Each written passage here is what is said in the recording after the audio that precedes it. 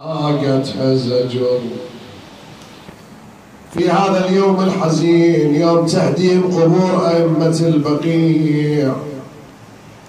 كأني بأم البنين تقف على قبر فاطمة الزهراء تخبرها بما جرى على أبنائها. والله كنت أتمنى قلبك على أولادك يستريح، ما أزيد همومك أنا وصدرك من العصر جريح.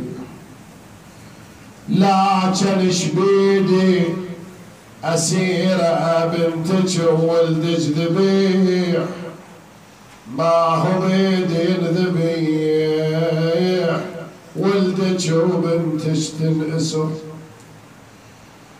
ما جت التربة الشريفة بالبواج والونين، صاحت الزهرة بألمها اش هالخبر يم البنين.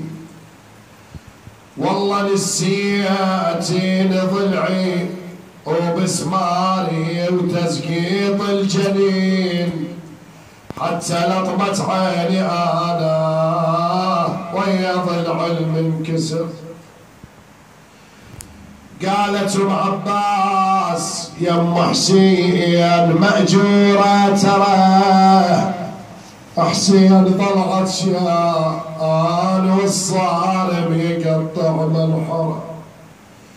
وعقب ما عاين اخوته وصحبته فوق الثرى، واخوته وجملة انصاره قبال عينه تعتفوا.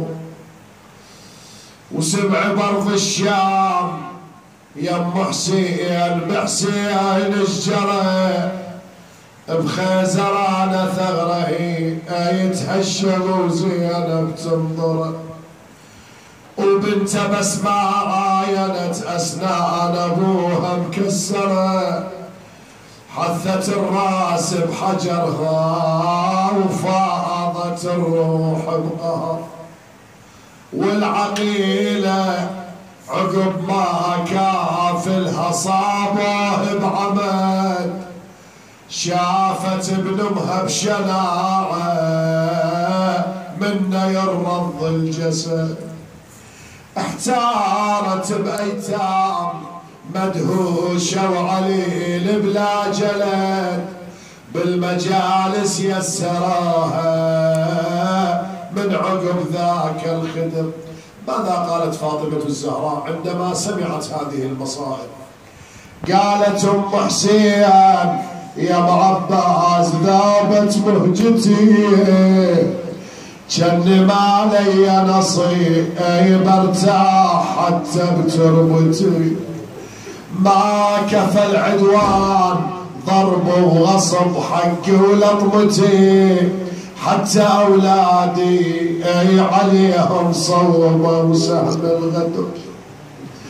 ام البنين تقول لفاطمة الزهراء شنو صار يوم العاشر على الحسين؟ الحسين يقول لزينب من يرد الحصان يصهر بالظليمة ومن ذعر. هذا البيت وايد صار.